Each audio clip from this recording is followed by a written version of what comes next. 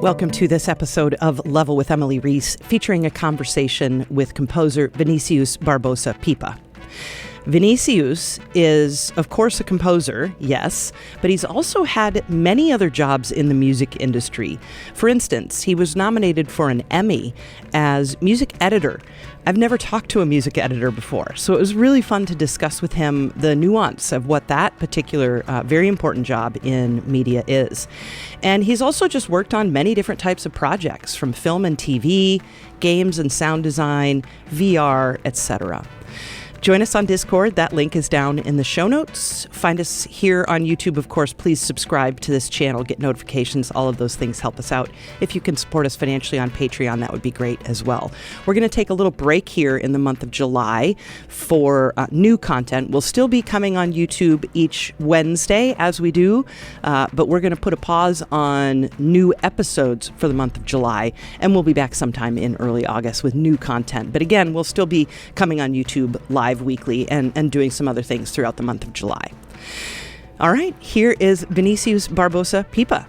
Thank you for having me. It's an honor for me to be here. I don't feel worthy. Like, just with the folks that you have over are people that I admire, people that I look up to. So thank you for having me. I really appreciate it. It's an honor, and it's I'm really happy to be here. I've been looking forward to it as well.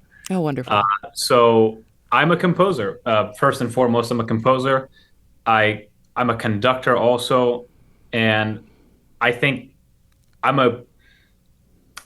would probably describe myself as a storyteller at heart. So in all of the different areas that I operate in, whether it's composing, whether it's conducting, I do a fair bit of public speaking as well. And it usually all converges with storytelling. So that's kind of what drew me into sort of the creative life, and that's sort of how I think of myself, as mostly as a storyteller, and so I'm trying to enhance stories with music when I'm working on films or on video games or on TV. I'm trying to make stories make more sense for those who are watching or experiencing it, and I love working with people who are creating stories, who are writing stories, all of that. So that's kind of my area of operation. Yeah. So you've, as I said, you've had a lot of different roles in music as well, in addition to composition, and I think some of that might be sound design. And just talk a little bit about some of that. Yeah, sure. So, as I'm still fairly new to the game, right? I've been working in music to some extent, I would say for over 10 years, because I used to, I think we talked about this already, but I used to live in Brazil. That's where I was born and raised. And I started working in music there at a pretty early age. And so I've been involved in music for a while, but when it comes to music in media, so music for film and video games and TV, that's been even more recent. It's for about 5 years that I've been at it. And so when you're first getting started, you're kind of trying out various things, right? And so early on in my career, I worked sort of more on the you could say the sound side of things, but kind of all of the peripheral jobs that are related to that. And then I've collaborated with many composers, kind of worked under them and sort of helped them with all the things that they need. And so it's like it's been fun because I get to use a lot of different skills, and I've gotten to kind of figure out, okay, what are the things that I'm naturally good at? What are the things that need a little bit of work, that don't come as naturally, and I have to sort of grind a little bit more at, and I get to kind of exercise a lot of different creative muscles, which is pretty fun to do. I hope that answers your question. It does. Yeah, it does. I mean, for instance, you were nominated for an Emmy, which is awesome, but as music editor. So, First off, congrats for such an Thank you amazing so much. nomination at such a young age, but also Thank tell you. us what a music editor does.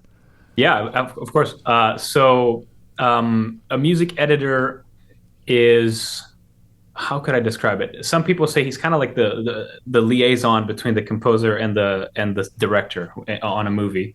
Um, and on a video game, there are some people who are more equipped than me to talk about it. But my experience mostly in music editing has to do with film, and you're basically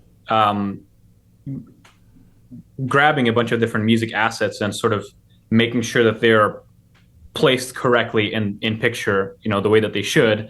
And so, a composer might write a bunch of pieces of music to go with the picture, and you're trying to make sure that it starts at the right place, it ends at the right place, that everything makes sense. And when you're working with film as opposed to games, film has a lot of picture changes, right? So you're often maybe a scene that was 20 seconds long now has been changed to be 15 seconds long, and maybe we don't need to send that music back to the composer. You can sort of edit it yourself and as a music editor and sort of make it fit again with the picture, sort of still telling the story that it was supposed to be telling.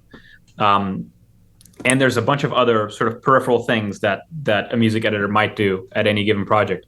So that was, and then this, as you mentioned early this year, I was very fortunate and very surprised to have received a nomination for an Emmy, and it was mind blowing. It was fantastic, and it's been kind of awesome ever since, because now I'm trying to figure out, okay, what's next, which has been a fun journey.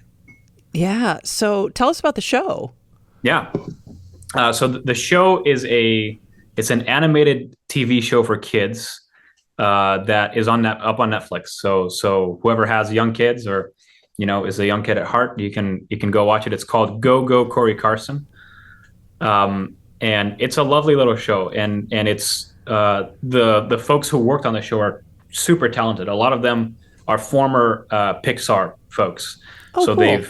they left Pixar, started their own company called Cuckoo Studios, and they're super super talented. They really know what they're doing, because when you come out of Pixar, like at Pixar, you really learn kind of the craft, and then they came out and started their own thing, and they made this TV show, which I think it has 6 seasons, if I remember correctly, and there's a bunch of little spin-offs as well. So there's there's a Christmas special, there's a Halloween special, the whole thing, and it's super fun. It's all of the characters are cars, so it's a concept people are familiar with, and it's very sweet. It has that kind of Pixar sort of, it's lighthearted, but it's also it's very sweet, and it's very wholesome. So it was a pretty awesome project to kind of to be involved in, and I worked on it for a number of years, and it was just awesome. It was an awesome project. Nice. So tell us about what's your main instrument? My main instrument, I'm a drummer. So I started out Cool. that's kind of like my introduction to music was through drums, and it's kind of interesting because making the transition from being a drummer to being a composer is like, it's kind of like having to learn a different language, which I've had to do as well. But because it's like when you play drums, and I wasn't even like a percussionist, like I didn't play orchestral percussion, where you have a lot of pitched instruments. It was just drum set. Like I was, Okay. I had hair down to here. I was like a rock and roller. I played drums, Okay. and then I had to learn how to write music, because like that, because you have that idea. I'm like, oh, I think I want to write music, and it was interesting, because so I had to kind of readjust my mind to then think about all these other aspects of music, because as a drummer, you're mainly thinking about rhythm. You're aware about all of the other elements of music, but rhythm is kind of forefront of your mind. Sure. But I like to think that maybe that because I have kind of more of a percussion background, that means that when I translated or when I transitioned into composition, it gives me a slightly different approach to it. Hmm. So that's I hope that's true. So I'll let the people who hear the music judge that. But ever since because I'm a composer, I've picked up a little bit of piano, I've picked up some guitar, acoustic and electric. I do some singing as well. I usually, if I can, record a little bit of my voice in scores. I'll do that. Oh, okay. So and I kind of try to pick up. I'm one of those people that like I want to turn everything into an instrument, which drove my mom crazy when I was a kid. So whatever instrument is out there, like I'm just always eager to learn. So we'll see what comes next. I mean, and seriously, just anything south, like in the southern hemisphere in South America, like the percussion is, I mean, it's everywhere. It's so amazing, like Brazil and bossa nova and all the instruments that came out of that. And I mean, Yeah. it's just, you guys have some really cool things down there. Yeah, we have such percussion heavy music. Yeah. And not only do we have like very interesting percussion instruments, I think the way that we play with our rhythms is really cool too. There's a Yeah. very Hmm. like I don't want to get too technical, but there's a very South American way or even a very Brazilian way of playing certain rhythms Yeah. that are like you can immediately tell that it comes from that part of the world. It's amazing. So Hmm. it's one of the things about music that I'm like, man, that is just Yeah. so cool.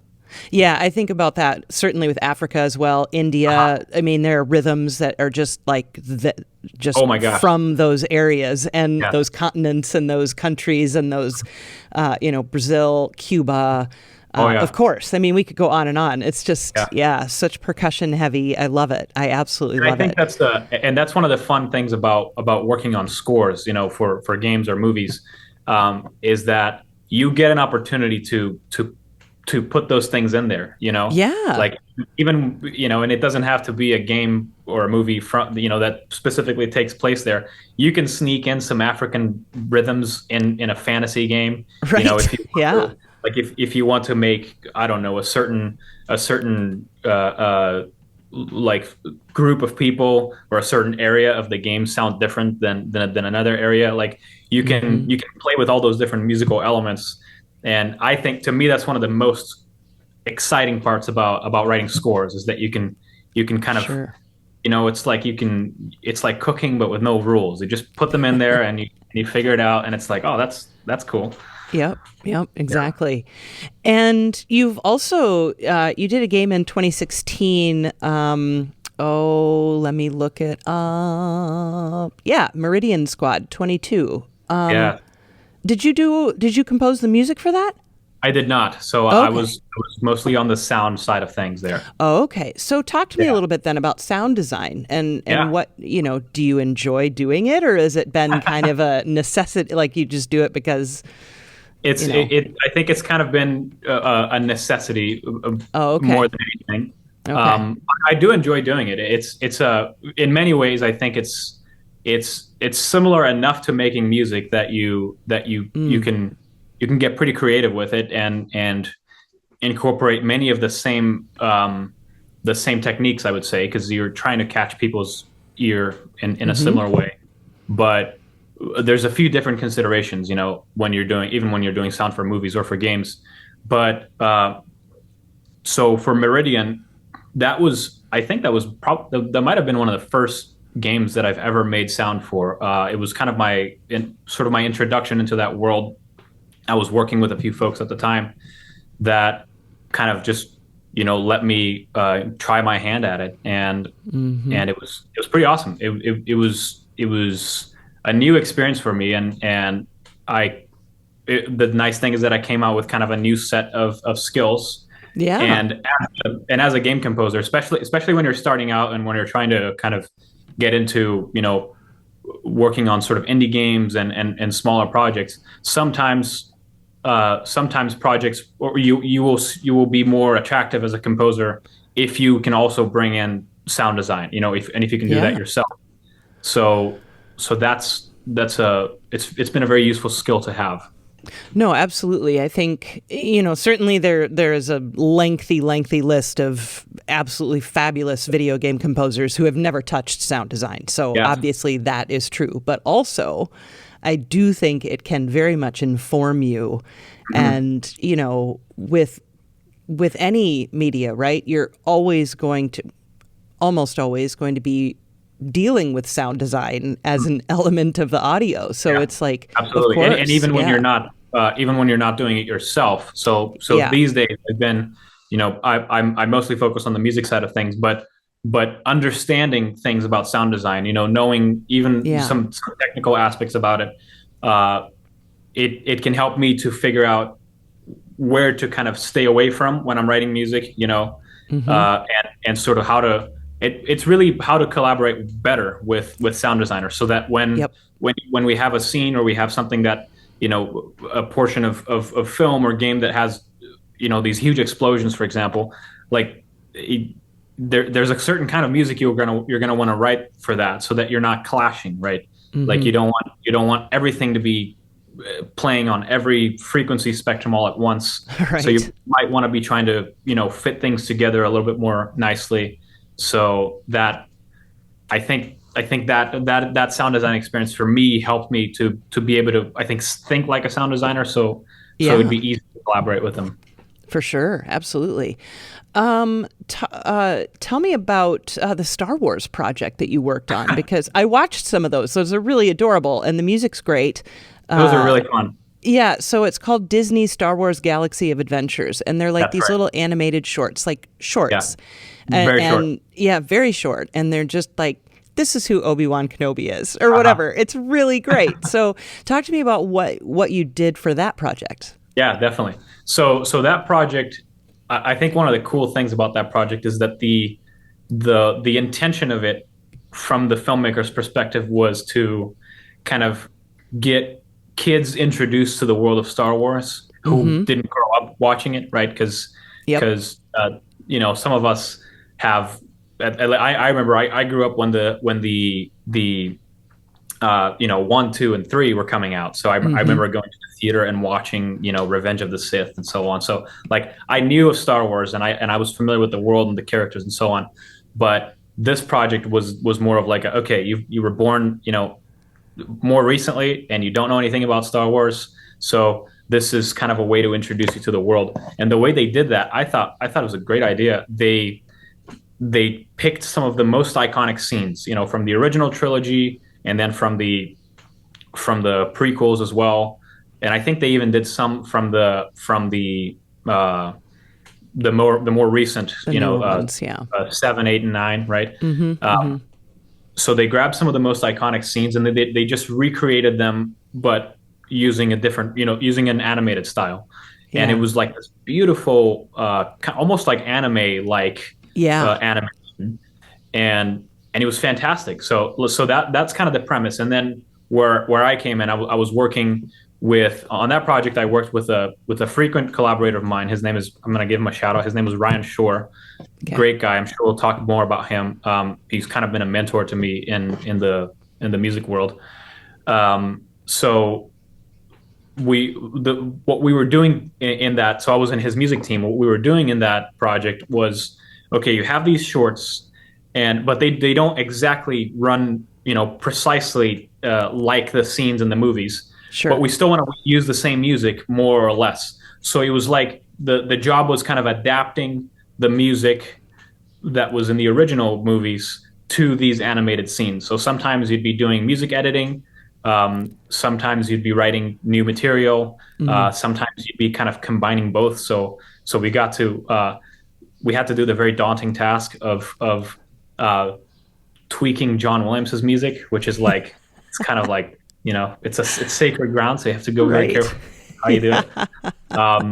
But it was a total blast. Like it was such an awesome project. I had a lot of fun. I spent a few months listening to Star Wars music every day. It's just like, it was kind of the dream. So it was a wonderful project to work on.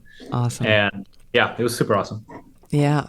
And so sometimes you're writing original stuff too, just to kind of bridge those areas and okay. Yeah, because sometimes it maybe they made the scene longer than the original, and or maybe they're kind of doing something completely different. Like I remember there was one scene there where I think they were showing this, a TIE fighter battle where Darth Vader was the pilot on one of the ships.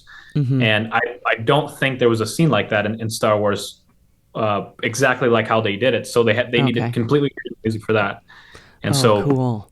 So sometimes you were writing totally new material, sometimes you were adapting. It was kind of like all of the above. It was pretty awesome. Yeah, no, that's really, really cool. And then talk to me about Blade Runner Revelations. Was that more sound design again?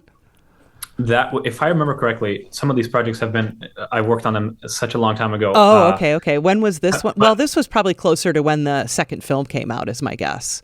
Whenever 2049 came out, I can't remember. So. Yeah.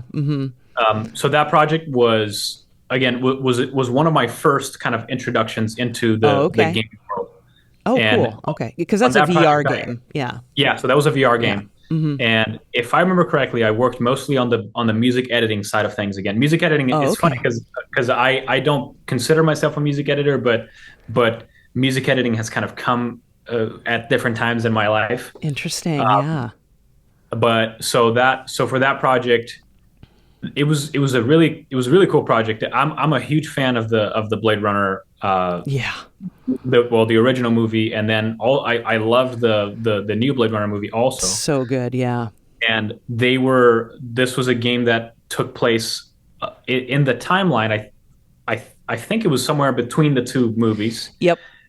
And it was a VR game, which was, again, it was something that I hadn't done too much of prior to that project.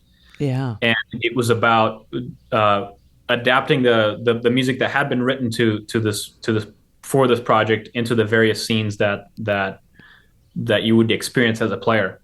And so it was really awesome because it was a VR game.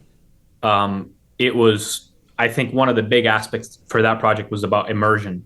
You had to be able to immerse the player into that world of Blade Runner, which, I mean, when you watch the movies, that's kind of what they do to you. The music and the visuals and the sound and everything else, they just kind of they transport you to that weird sort of cyberpunk, LA world. And I think that was one of the goals for the game as well, was to kind of bring you inside of that world so you'd feel like you were in there. I think, if I remember correctly, the premise of the game is that you were one of the detectives, and you were trying to. I don't think you played the character that Harrison Ford plays, but you were one of the detectives, and you were going through an investigation. And so it's like super immersive, and you're going through the different areas of the city. So that was a fun project to work on. It was really cool. Now, are you a gamer too? I am. So I grew up playing way more video games than I probably should have.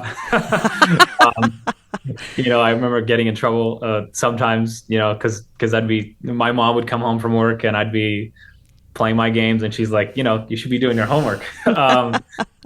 So yeah, I played a lot of games growing up, tons of them. When I was born, I had an older brother, so he was already playing his Nintendo 64. So that was kind of my introduction into games, was through the 64, which is, I still have one here with me. It's one of my favorite consoles of all time. And I, of course, continued playing throughout childhood and adolescence. And then I don't know if this happens to everybody, but when I got a little older and I went to college and then I started working, I started playing less than I'd like. So I still, you know what I mean? Maybe have a similar experience. Like, I still have a Switch. I still have a PS4. I need to get the PS5 now. Oh, okay. Yeah. So I play when I can, but I definitely used to play more in the past than what I do now. So that's something to change if I can. And is anyone else musical in your family, or were you an anomaly? That's a great question. Kind of both. So I'm the only one in my family that kind of went the route of of being a professional musician. Okay. But my father, he's not a professional musician, he's a doctor, but he he's a lover of music. So he appreciates music, Okay. and he plays a few different instruments. He plays guitar, he plays piano, he plays saxophone. Like he just Okay. kind of picks up a bunch of different things. Yeah. And so he was actually a huge part of my introduction into music. So some of my earliest memories are of him playing guitar for me as a little kid. Okay. And I remember loving that. It was kind of such a joyous experience, like he would just be playing guitar, and I'd keep asking him to play again and again and again. Mm. So through him, I think is where my interest for music was born. So that was kind of cool. And not only was he a music fan, he also loved movies. And you're Okay. seeing where I'm going. So he would show me, his favorite movies. So he'd show me Star Wars, and he showed me Blade Runner, and we watched a lot of action movies, a lot of the good Spielberg stuff. So he would be showing me all of that, and at the same time, kind of showing me a lot of the music that he liked. And then I think at some point in my mind, I connected the two, and I was like, can I be the guy that like writes the scores? Like, is that a thing? So it was a process of discovering that was actually a profession that you could do. Hmm. And so I think a lot of thanks goes to my dad for kind of just sparking that interest for me. Sure. Yeah. And then you went up to school at Berkeley. What made you decide to do that? Because that's a big decision for someone to just leave the country, you know? Oh yes. Yeah. So by the time that I started learning music formally, I, it was kind of late that I started kind of taking formal lessons. As a kid, I was just playing with my dad and like picking up his guitar Yeah. and sort of figuring out what to do with it. But later on, at the age of 14, I started formally learning how to play music, and very quickly I realized, okay, I like doing this more than I like going to school. So what do I do with that? It started kind of the idea of becoming a professional musician sort of started developing in my mind. Uh, and I knew that what I wanted to do was to be a composer. I wanted to write the scores for, just like all the movies and all the games that kind of captivated me as a kid. Like I Hmm. wanted to do that for other people. And so I remember most of my music teachers would often mention Berklee College of Music. They would tell me that that's a great place to learn music, and if you get the opportunity, that I should consider it. And if I remember correctly, at the time that I was applying for colleges, I think Berkeley was the only college that had an undergraduate in film scoring. So I Oh, think I okay. think other schools had, you could do a master's or a PhD in that, but I think that Berkeley was the only one that had an undergrad. Other schools have that now, but I think at the time Berkeley was the only one. So it was kind of like a no brainer. I was like, okay, my teachers are telling me about it. Um, Hmm. the thing that I want to do, they offer. So okay, so I have to do this. So I applied to Berkeley, and it was the only college that I applied to. But at the time, I didn't have the concept of like, normal people, Yep. they apply to multiple colleges, and then they see Yeah. where they get accepted and where they don't, and then you make a Hmm. decision. I only Hmm. applied to Berkeley. I was like, it's either this or nothing. Luckily, I got in. Um, Yeah. and then from then on, I got ready to make the pilgrimage and move to the United States, and then I've been here ever since. Wow. And then you mentioned Ryan Shore. So tell me Yeah, about how you met him and what ways that you've worked with him, yeah, definitely. composing. So Ryan Shore is it's kind of an awesome sort of what do you call it, a uh, completed circle kind of in my life, because one of the scores that kind of really caught my attention as a kid was the score for the Lord of the Rings movies. Oh yeah. Um, and the movies themselves, like they were kind of like they just blew my mind as a kid. I would watch them over and over again, and I would listen to the music, and I never stopped listening to the music from those movies. And of course, the composer for those movies is Howard Shore, who happens to be Ryan Shore's uncle. So they're there you go. It's running in the family. So when I moved to LA after finishing my college education, I think through a few mutual connections, I was introduced to Ryan, and at the time he was looking for an assistant. So Ryan gave me some of my first work in the film world. I had worked for a few other composers, but it was early on. I also started working with Ryan, and so Ryan gave me some of my first film work, and he's been, I still work with him to this day on various projects, and he's just an awesome collaborator to work with. He's a great composer. He also knows how to kind of run his show really well, and okay. He's very organized with his team.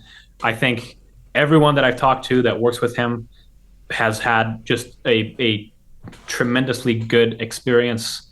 So he's just been like an awesome person to collaborate with. So cool.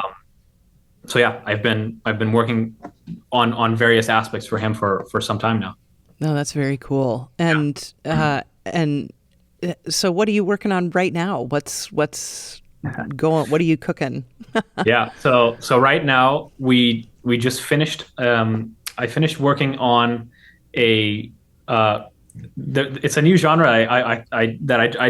I was just informed that this is a thing. It's a zomcom, so it's a zombie movie that's also a comedy. Nice. New genre for me. I know it's not a new genre like in the world. Love it. So we just finished working on a zomcom. So it's a zombie movie with Chevy Chase and Dan Aykroyd. They're both in this movie, which is just up. Like, oh, that's amazing. Quite fun. So I don't know how much I can talk about it, but I think it's coming out on Halloween this year. Oh, okay. So that should be a pretty fun movie to awesome. Check out. I should say the movie's called Zombie Town. Okay. Yeah. Well, I can't wait for that. That's great. I mean, those are some of my, I grew up watching those guys in movies. Yeah. So, and what else is going on? Let's see. So right now, one of the fun things that's going on now in my career, like I said, I'm kind of early into the game, so it's like, in many ways I'm figuring out, what's next and what direction to go. And because I was nominated for an Emmy this year, this is an exciting time because there's a few paths that are kind of laying themselves out in front of me. Sure. But now I have to do the daunting thing of figuring out a direction to go into. Yeah. So there's a few different things that I've been kind of considering. There's a few projects down the pipeline that are more secure. That there's a documentary coming out that's gonna I'm gonna start writing for, and I don't know how much I can talk about that because I don't want to get anyone in trouble or have to erase memory in mine. And there's also a fantasy movie that's coming down the pipeline. So those two are nice. More secure. And then there's the exciting thing of figuring out, okay, what else? Like what else do I want to do? So I've been doing, I think I mentioned earlier, I've been doing a lot of public speaking. So I've tell me about that. I've spoken at USC, the University of Southern California here in LA. I know a few people that are in the kind of the music department there. So Gary Scheinman works there. Yeah. Gary Scheinman works there. And so does Janine. I don't know if you've ever been introduced to Janine Cowan. No. She's fantastic. She was one of my mentors at Berkeley, and now she's at USC. Oh, cool. Amazing video game composer. And so she recently invited me to speak there. Nice. I recently also spoke online to some students of my alma mater of Berkeley as well. Okay. So there's a lot of things that I'm kind of like trying my hand at, and so it's kind of an exciting time. It's like it's just figuring out what's next. Yeah. And do you get back to Brazil often?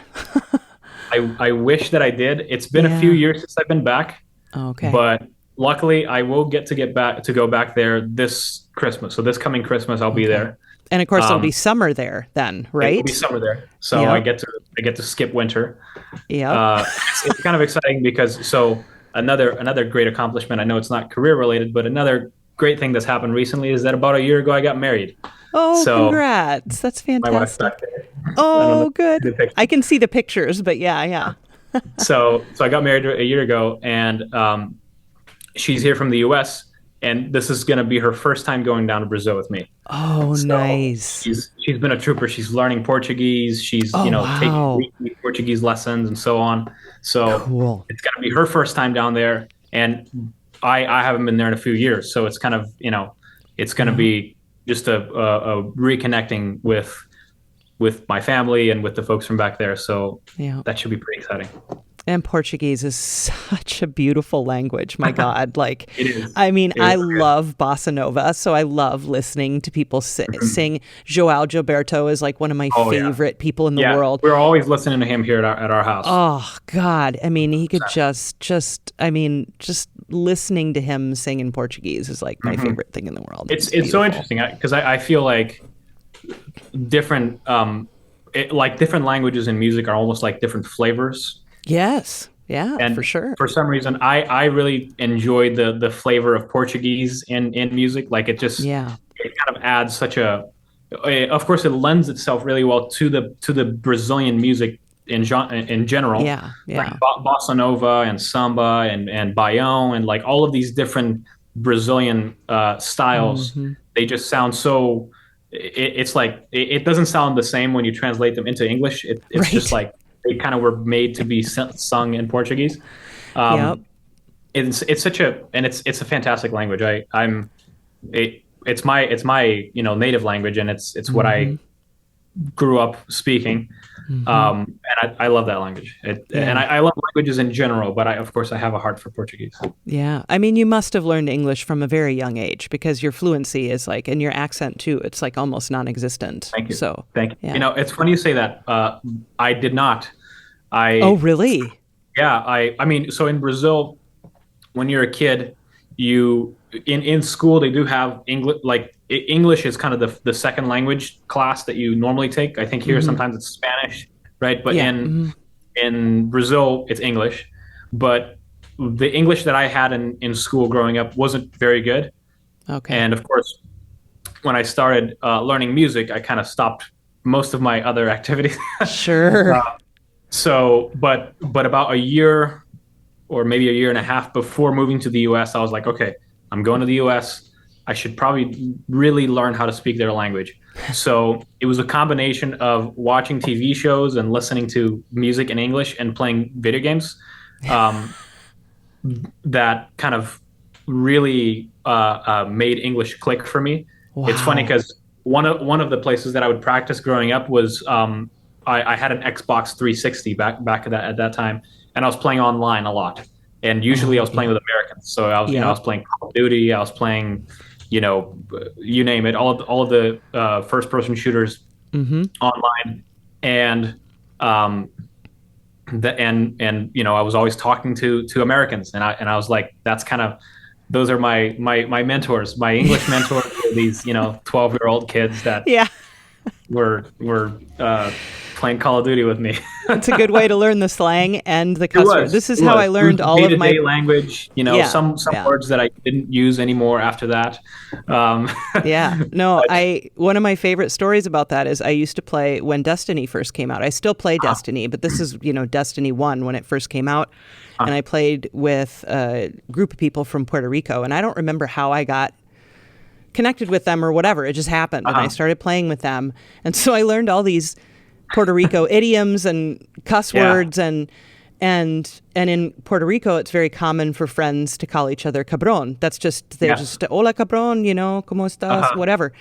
And so at the time, and now again, I worked and now again work with man named Raul from Mexico. And so I say it to him and he just bursts out laughing because it's such a bad, it's like, you just don't do that in Mexico. You know what I mean? So I was like, hola cabron, and he just loses it. He's just like, you just made my day, man. So yeah. That's hilarious. That's really good. You learn important things when you're gaming online, you know? You do learn everything. But you also speak Spanish, right? I speak a little bit of Spanish. I've been learning. Okay. Yeah. And in LA, it's kind of something you end up picking up because there's so many Spanish speakers here. Yeah. And as a good Brazilian, I play soccer every week. Oh, nice. Okay. And I mostly play soccer with Spanish speaking folks. Okay. So that's where I get to practice and, Sure. Yeah. just use my Spanish again. So I've been slowly leveling up on my Spanish. Oh, cool. Very cool. Yeah. So there is on SoundCloud a really lovely score that you did for a film called Graveyard. And again, this was like 2017 or something, 18 maybe. But talk to me a little bit about that because that's really beautiful. Yeah, for sure. So Graveyard was one in a series of films that I worked with with a director called Brett McLaughlin. Okay. Very talented guy. Directed a series of short films, and that film, it was a very personal film to him. He was going through a few things in his life at the time, and the film was kind of like it was his way of processing sort of what he was, kind of the changes in his life and the stage that he was at life at the time. And he's kind of a dream director to work with because he was very creative, gave me a lot of creative freedom when I was writing the music. And if I remember correctly, I experimented a lot in that score. That's one of the scores that I used, kind of your usual film ensemble, like strings and synths and so on. But I recorded a bunch of vocal tracks as well and kind of blended those in with the score. And I think we were very proud of the end result. I think it was, it was a very intimate film, like a very kind of introspective score. It was a lot of, the character's thoughts and sort of the character in his head and sort of meditating on things. But I remember it being a lovely score to have worked on, and I got to experiment with a bunch of different musical colors that I hadn't played with before. It was fantastic.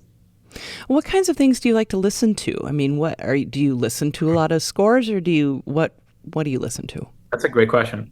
I think, it's interesting. There are phases when I'll be, listening to a bunch of film and video game scores.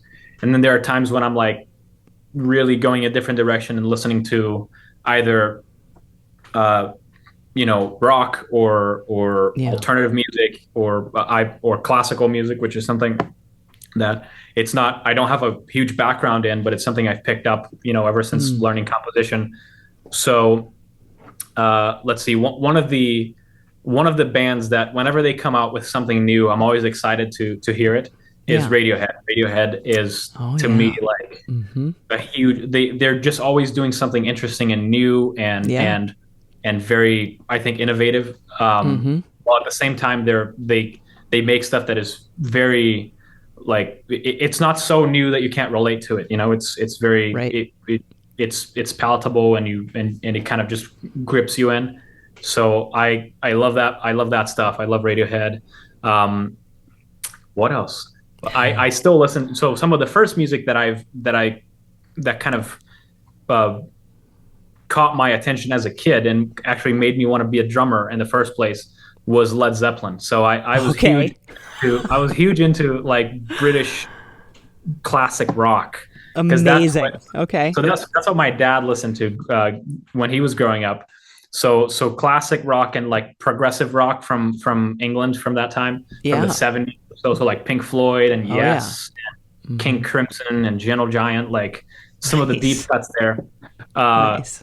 And that to me, like that music was always so colorful, like because rock and roll is one thing, but when you go to progressive rock, like they have, the 10-minute songs and the really long guitar solos and then the kind of, the orchestral interludes and so on. And like, I think that, again, because my approach to music has almost always been through like a storytelling lens, that music to me was really, it was really storytelling, like it had a lot of ebbs and flows and it went different unexpected directions and so on. And,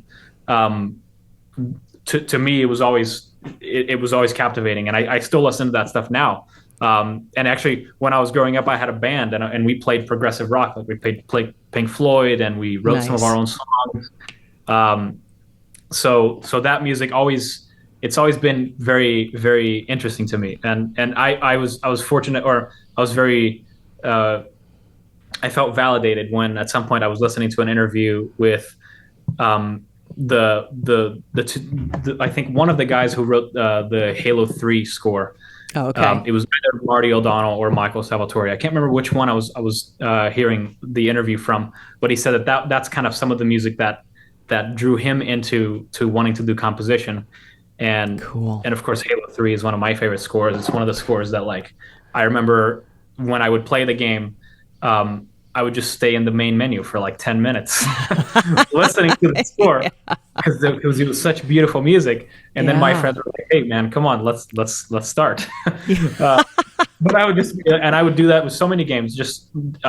Right before starting to play, I would just stay in the main menu and just listen to the music and like it kind of brings you into the world, that they're about to show you. So definitely.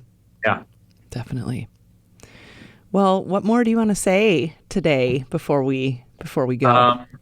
Let's see. So I think one of the things that I've been doing is I'm kind of, what would you call it? I'm developing I'm playing with my own sort of musical brand, and so if folks want to kind of plug in and be in touch with the things that I'm doing, the things that are coming up next, the new things that are coming out on my end.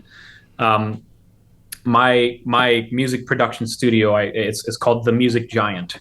So that's where you can find my work. So if you go to themusicgiant.com, you can listen to a little bit more of my music. You can kind of see my bio, see some of the folks that I've worked with.